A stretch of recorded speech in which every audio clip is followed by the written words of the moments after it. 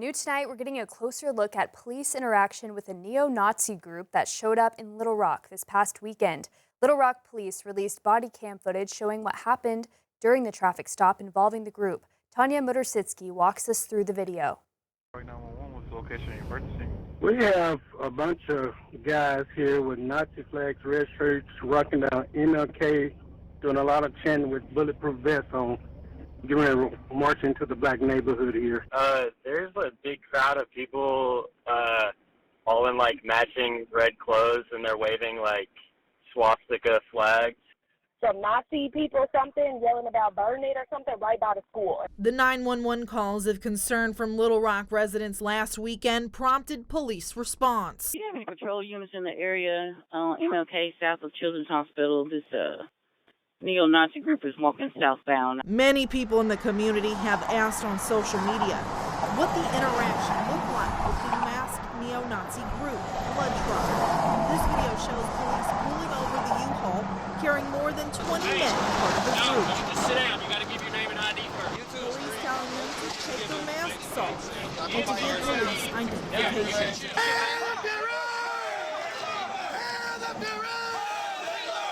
While the men did comply and follow instructions from police, there was a citation given to the driver of the U-Haul, 36-year-old Zachary Platter. We'll see if we can work on that audio to get that better for you and get that up on our website, 5newsonline.com later. But also new tonight, Arkansas State Police say 3 traffic stops led to some major drug seizures, one of those happening right here in our area. This is an image showing what state police confiscated. Investigators say a Georgia man was stopped in Crawford County for a traffic violation. In the tractor trailer he was driving, troopers say they found 724 pounds of high-grade illicit marijuana. In a separate case, troopers say they found 128 pounds of illegal marijuana, leading to the arrest of a Pennsylvania man. Tonight, one person is behind bars after Fort Smith police say a child was left in a car at a Walmart. Police are not releasing much at this time, but tell 5 News a child was found in a car parked at the Walmart on Rogers Avenue. Police say one person has been arrested and the child is stable. They did not say how old the child is. We do know DHS is involved and police expect to have more details next week. Well, tonight we're hearing from one of the shoppers who helped restrain a suspect police say attempted to rob a Ross Dress for Less store. A spokesperson with the Rogers Police Department says the suspect came into the store on 46th Street armed with a paintball pistol last night. After allegedly firing a few rounds into the ceiling, police say the suspect was subdued by shoppers at the store before they arrived. All I could think about was the people in the store and, us eliminating the threat. Yeah. And as soon as us guys agreed to it, it was like, let's get the Grinch. The suspect was identified as Alex Salgado Sanchez. He was booked into the Benton County Jail on 2 counts of aggravated assault, commercial burglary, and aggravated robbery charges. He's also on a hold for Immigration and Customs Enforcement. No one was injured. Well, new tonight, former Fort Smith Mayor Bill Vines has died. Vines served as mayor from 1984 to 1990. Mayor George McGill shared this statement with 5 News, saying Bill Vines served Fort Smith with a tireless commitment to our city. He initiated the sister city relationship with Cisterna, Italy, and his dedication helped shape our city for the better. His legacy will be remembered with deep gratitude. Well, health officials are raising concerns about a rise in whooping cough cases. 4 cases have been confirmed at Fayetteville High School. The highly contagious illness can be especially dangerous for infants. 5 News reporter Laura Castleman shares what doctors say you need to know.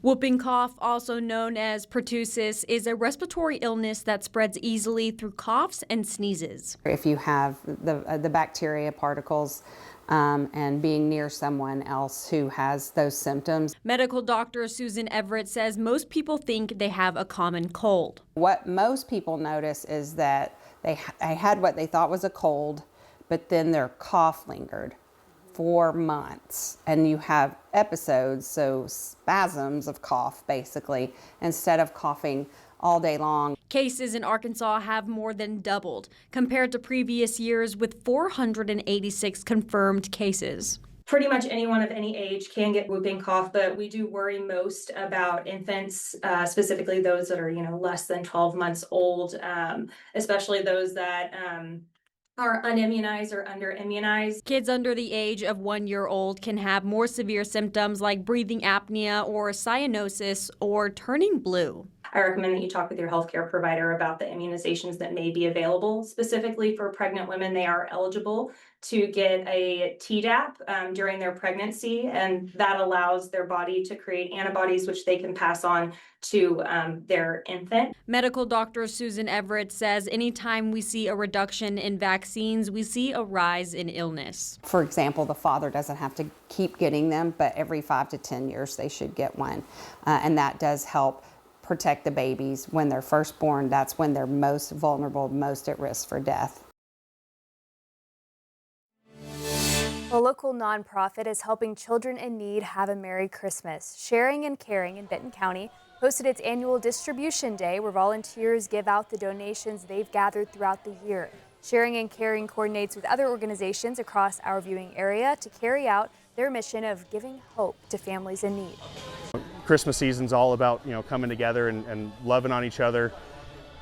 I think that's a really beautiful way that nonprofit organizations are coming together and making sure that this rising tide floats all ships. Sharing and Caring helps thousands of children in Benton County.